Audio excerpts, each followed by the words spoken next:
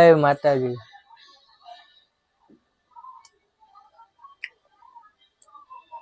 ખોટું નહીં કહો, હકીકતમાં મિત્રો કે સીતારામ ને જય માતાજી બધાને. ચાલો હું બેસી ગયો છું પાછો મમ્મી પાસે વાળ ઓળાવવા. તેલ નથી નાખ્યું, એમ જ ખાલી થોડું આ વાળ આજે માથું ધોયું હતું ને તો મોઢા પર બધા વાળ આવે છે. મમ્મીને કીધું ચોટલી લઈ દો ની. હવે આપણે વ્લોગ જ ઉતારવા છે બરોબર, તો એમાં પછી કોઈ કસર બાકી ન રહેવા દેવી જોઈએ. અને ગદામાં કાલે હું ગદાનો જે સામાન લાવ્યો હતો બરોબર, તેનો આપણે વ્યવસ્થિત રીતે ઉપયોગ ગદામાં કરી લીધો છે. અને ગદામાં વ્યવસ્થિત રીતે ઉપયોગ કરી લીધો છે. અને મેં જેમ કે તમને કીધું હતું કે ગદાનું કામ કમ્પ્લીટ થઈ જાય એટલે આપણે ડાયરેક્ટ અનબોક્સિંગ કરવાનું છે બરોબર. ત્યાં સુધી હવે હું ગદા તમને નહીં દેખાડું. આપણે છેલ્લી મેં થર્મોકોલ પાઇપ વીટી ને ત્યાં સુધી મેં ગદા બતાવી હતી, પછી આગળ નહોતી બતાવી. તો બસ, તો હવે આગળની તમારે ગદા જોવી હોય તો તમારે વ્લોગમાં બનેલું રહેવાનું છે. કમેન્ટમાં જય માતાજી સીતારામ લખી દેવાનું છે. અને ગદાનું હું કરી જે તમારે જાણવું હોય બરોબર, તો વ્લોગમાં બનેલા રહીજો તો જ તમને ખબર પડશે. અને નવા હો તો ચેનલને સબસ્ક્રાઇબ કરી દેજો, બેલ આઇકન બટન ઓન કરી દેજો, જેથી કરીને મારે તમને લોકોને ખબર પડે વિડીયો આવ્યો હોય. અને મારી ઇન્સ્ટાગ્રામ લિંક અને ફેસબુક આઈડી ની લિંક પણ તમને મનીષા કાકી આવ્યા છે. એવું આટલું બધું તૈયાર નથી થવું આપણે, મારે હારે નથી જવાનું. મનીષા કાકી મામાને ઘરે ગયા હતા લગ્નમાં, ત્યાંથી આવ્યા છે અત્યારે. અને આપણે ક્યાં હતા, હું વાત કરતો તો ભૂલાઈ ગયું મને. હા, હું ડિસ્ક્રિપ્શનમાં મારી ઇન્સ્ટાગ્રામ આઈડી ની લિંક અને તેલ નથી નાખું, કાલ નાખ્યું હતું. ઇન્સ્ટાગ્રામ આઈડી ની લિંક અને ફેસબુક ની આઈડી ની પણ લિંક એમાં આપી દઈશ. જો ઇન્સ્ટાગ્રામ ની આઈડી તમે ફોલો ન કર્યું તો હમણાં જ ફોલો કરજો, કારણ કે એમાં હું સિરીઝ બનાવવાનો છું. એક આપણે રીલ્સ બનાવવાની છે નવી, ગદાનો પણ એમાં ઉલ્લેખ આવશે બરોબર. અને એ આપણે સતત થોડુંક લાંબુ કરવાનું છે અને ખૂબ જ તમને મજા આવે એવી બનાવવાની છે બરોબર. એકદમ આમ રિયાલિટી લાગે એવું, રિયલ લાગે એવું. તો તમારે લોકોને જલ્દીથી ફોલો કરી લેજો અને સબસ્ક્રાઇબ કરતા જજો. કોમેન્ટમાં જય માતાજી સીતારામ લખવાનું નહીં ભૂલતા અને વ્લોગમાં બનેલા રહેજો. તો ચાલો હવે અત્યારે હું જાઉં છું ગેટે. કૃષ્ણા થોડું કામ છે એટલે, અને પૈસા કાઢવાના છે એટીએમમાંથી, તો એટલા માટે. અને કૃષ્ણાએ પણ થોડું કામ છે અને એ આપણે લઈને ફટાફટ આવીશું આપણે ઓફિસે કામ છે એટલે. અને ઓફિસે પછી આજે શુક્રવાર છે એટલે કદાચ રામમઢી જવાનો વિચાર છે, તો રામમઢી પણ જશું. અથવા અને ગદાનું કામ તો છે જ બપોર પછી, તો તમે લોકો વ્લોગમાં બનેલા રહેજો. અને ફટાફટ આવીને ગઈકાલનો વ્લોગ પણ એડિટ કરીને આપણે યુટ્યુબ પર મૂકવાનો છે. તો તમે કમેન્ટમાં જય માતાજી સીતારામ લખવાનું નહીં ભૂલતા અને વ્લોગમાં બનેલા રહેજો. ચાલો આપણે આવી ગયા છીએ કૃષ્ણાએ, અને ઉષ્પો જો અહીંયા બેઠું છે.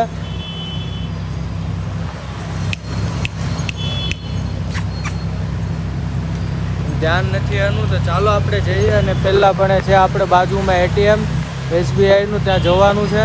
તે પહેલાં આપણે જઈએ. કૃષ્ણાએ ગાડી મૂકી દીધી છે. ક્યાં ગયા કાકા? કાકા ગેરહાજર છે ભાઈ, એનું ઓલું પૂરું હાલો એબસન્ટ. હવે નહીં હાલે, તમારી એબસન્ટ પૂરાઈ ગઈ છે.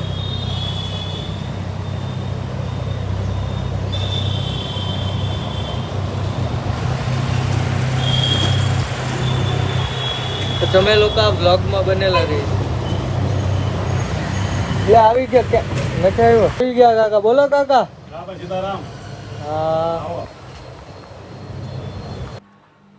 હા, આ સ્ટીકર એટલા માટે આપણે લખેલું છે આ નંબર, અને આપણે આગળ લગાવવાનું છે, કારણ કે આગળની રૂમમાં જે છે ત્યાં અમારે ગોડાઉન છે, ત્યાં પાર્સલ પેકિંગ કરીએ છીએ. પણ અમે પાછળ બેઠા હોઈએ, ઓફિસ પાછળ છે એટલે. પણ ઘણી વાર કેવું થાય છે કે કોઈ પિકઅપ વાળા નવા આવેલા હોય તો તેને ખબર રહેતી નથી ડિલિવરી, અથવા તો બીજા કોઈ પિકઅપ વાળા લાર્જ વાળા આવે છે તો તે પાર્સલ લેવા કોઈ વાર નંબર ન ખબર હોય એ લોકોને, અથવા તો નંબર લાગતો નથી. તો આપણે નંબર મારો, કેવિનનો અને મમ્મીનો મોબાઈલ નંબર લખી દીધો છે અને આ સ્ટીકર આપણે આગળના દરવાજા પર લગાવી દેશું, જેથી કરીને પિકઅપ વાળા ભાઈને ખબર રહે અને પાર્સલ લીધા વગર જાય નહીં. તો ચાલો આપણે આગળના દરવાજા પર આ સ્ટીકર લગાવી દઈએ.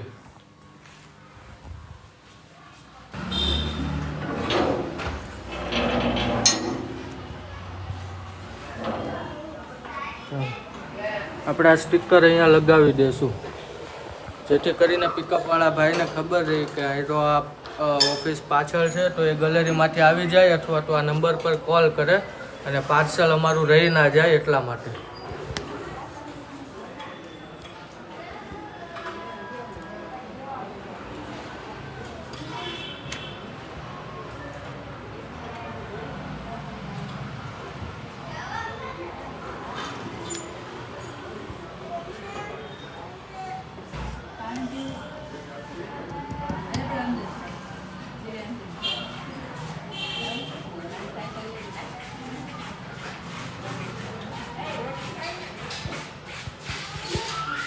હાલો, હું ઘરે આવી ગયો છું ઓફિસથી અને માતાજીનો ધૂપ દીવાબત્તી કરવાનું છે, એટલે કોલસા મૂકું છું અને પછી ઉપર જાઉં છું ગદાનું થોડુંક કામ કરવા. તો તમે લોકો આ વ્લોગમાં બનેલા રહીજો. જો આ કોલસા આપણે અહીંયાથી જે નાના મોટા હોય તે આમાં મૂકી દઈશું કરવા માટે. તો તમે લોકો આ વ્લોગમાં બનેલા રહીજો. તો ચાલો, જો અત્યારે આપણે માતાજીનું વ્હાઈટ મૂકી બનાવીને આપણે દીવટિયામાં ઘી પૂરી દઈશું. ત્યાર પછી આપણે આ ચામુંડા માની છે 2 વાઇટનો દીવો અને ત્યાર પછી આપણે ખોડિયાર માનો આડી વાઇટનો દીવો કરીશું મિત્રો. જો ખોડિયાર માની આપણે આ તૈયાર, કોકવાર વાઇટ ન હોય તૈયાર તો હું બનાવી નાખું છું. આપણે હાથે જ આડી વાઇટનો આ રીતે દીવો માતાજીનો કરવાનો છે. 2 વાઇટ ભેગી કરી દો એટલે મસ્તની લાંબી વાઇટ થઈ જાય છે. અને કહેવાય છે ને મિત્રો કે દીવો આડી વાઇટનો જેના કુળમાં કરેલો હોય એના ત્યાં માતાજીના ખમકારા રોજે રોજ હોય ભાઈ, રોજે રોજ હોય. તમે લોકો આ વ્લોગમાં બનેલા રહેજો. અને ચાલો આપણે આડી વાઇટનો દીવો માતાજીનો આમાં ઘી પૂરી દઈશું, એકદમ કમ્પ્લીટ ચોખ્ખું ઘી.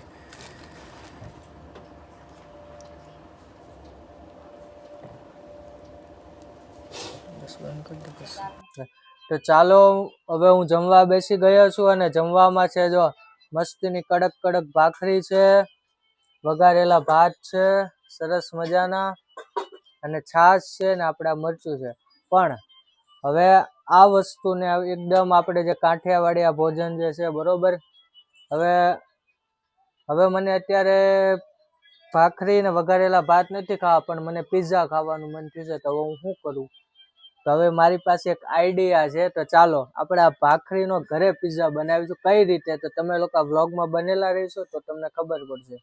સૌથી પહેલા કેચઅપ લઈ લઉં છું.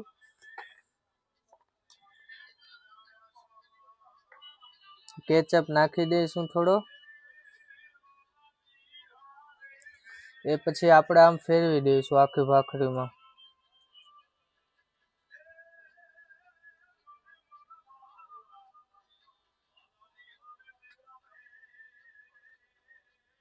ચાલો આ કરી દીધું. હવે શું કરવાનું? તો વાયરા જે વઘારેલા ભાત જે છે એ આમાં નાખશું આપણે.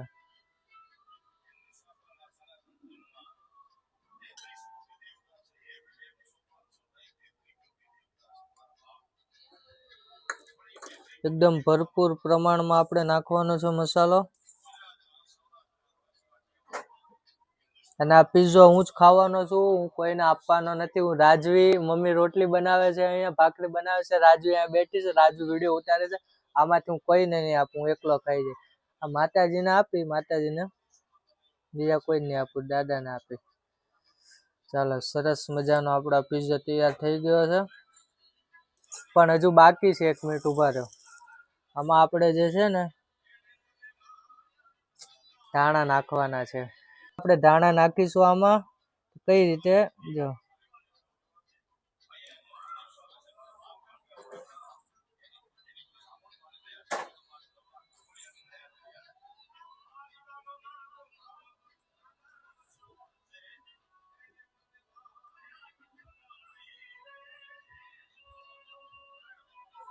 થોડા હજુ વધારે નાખી દઉં.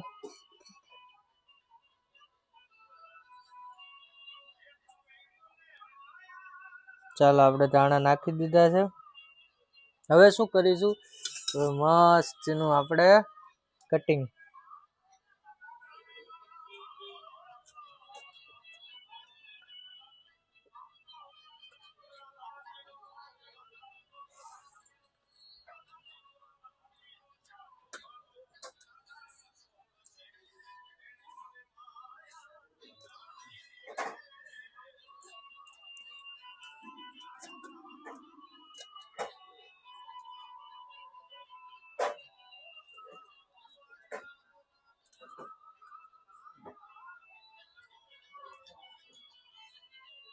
તો ચાલો તો તમને લોકોને હું સરસ મજાનો પિઝા ટેસ્ટ કરીને બતાવું. જય માતાજી.